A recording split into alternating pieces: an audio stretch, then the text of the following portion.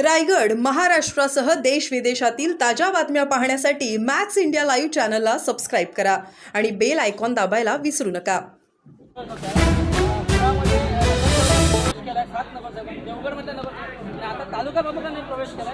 अहो ही तर फक्त सुरुवात आहे. पहिले नगरसेवक, तालुका प्रमुख, मग जिल्हा प्रमुख, मग माजी आमदार सगळे रांग लागलेली आहे. आम्हाला फक्त आमच्या तारखा ठरवायच्या आहेत की कुठल्या तारखेला कोणाचं करायचं एवढंच बाकी आहे. कारण का आता उबाटा नावाचा जे काही गट आहे तो आता संपलेला आहे. बाळासाहेबांचे विचार तिथे राहिलेले नाहीत.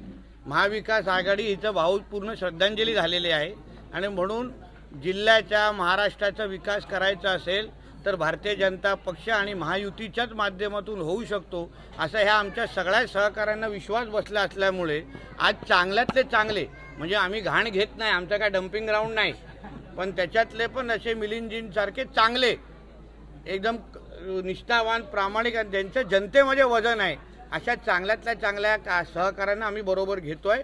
भारतीय जनता पक्षाचे परिवार वाढत चाललेला आहे. देवेंद्रजींच्या नेतृत्वावर विश्वास आहे आणि मला विश्वास आहे येणाऱ्या कालावधीमध्ये भारतीय जनता पक्ष हा कोकणामध्ये एक नंबरचा पक्ष असेल. हे कार्यकर्ता म्हणून मी ते जबाबदारीने सांगतो. येणाऱ्या काळात जिल्हा परिषद, पंचायत समिती किंवा नगरपंचायतच्या निवडणुका होणार आहेत. त्या पार्श्वभूमीवर मोठ्या प्रमाणात पक्ष बांधणी करून हे सगळे प्रवेश होत आहेत. हो, निश्चित पद्धतीने. कारण का स्थानिक स्वराज्य संस्था निवडणुका कोर्टाच्या आदेशाप्रमाणे कधीही लागू शकतात. स्थानिक स्वराज्य संस्थेमध्ये एक चांगले नेतृत्व उभं राहण्याची संधी असते आणि म्हणूनच मोठ्या प्रमाणामध्ये आता भारतीय जनता पक्षच आमचा विकास करू शकतो. सत्तेच्या आणि तिजोरीच्या सगळ्या चाव्या आमच्याकडे आहेत. ग्रामविकास मंत्री आमचे आहेत, पालकमंत्री आमचे आहेत, सगळेचे सगळे मुख्यमंत्री आमचे आहेत. म्हणून भारतीय जनता पक्ष हा एक नंबरचा चॉईस म्हणजे बोलतात ना सिंधुदुर्गामध्ये महाराष्ट्रामध्ये ओनली कमल अशा पद्धतीचं वातावरण सगळीकडे दिसत आहे.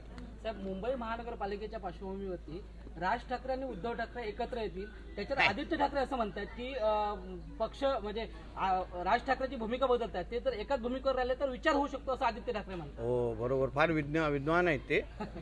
आणि म्हणून पहिलं त्यांनी राजसाहेबांना बरोबर घ्यायचं का की पहिलं त्याच्या स्वतःच्या आईला विचारावं आणि तिथून अगर तयारी नसेल तर असे मोठे मोठे वक्तव्य करावे. भूमिका कोणी बदलली, हिंदुत्व कोणी सोडलं हे पूर्ण महाराष्ट्राला माहिती आहे. बाळासाहेबांच्या मुलगा आणि नातूंनी बाळासाहेबांचे विचार कसे रसातळाला घेऊन गेले हे पूर्ण महाराष्ट्र बघतंय. म्हणून त्यांनी भूमिका बदलण्यावर तोंड उघडू नये. अनेक वेळा तुम्ही कोकणात सिंधुदुर्गातून धक्का दिलाय आणि तोच धक्का उद्या रत्नागिरीतून राजापूरचे आमदार पक्षप्रवेश करतात त्यातून पाहायला मिळतोय. सगळीकडे तसंच होणार आहे. महायुतीचं सगळ्या बाजूनी वातावरण आहे. सगळ्यात ताकदीने आज महायुतीमध्ये सगळे चांगल्या विचाराचे निष्ठावान कार्यकर्ते आता तुम्हाला येत असताना दिसणार आहे. विरोधकांना उमेदवार पण स्थानिक स्वराज्य संस्थेमध्ये मिळतील का ह्यापासून प्रश्न सुरू होणार आहे. म्हणून येणाऱ्या सगळ्या निवडणुकींवर भारतीय जनता पक्ष आणि महायुतीचा झेंडा तुम्हाला सगळीकडे दिसेल.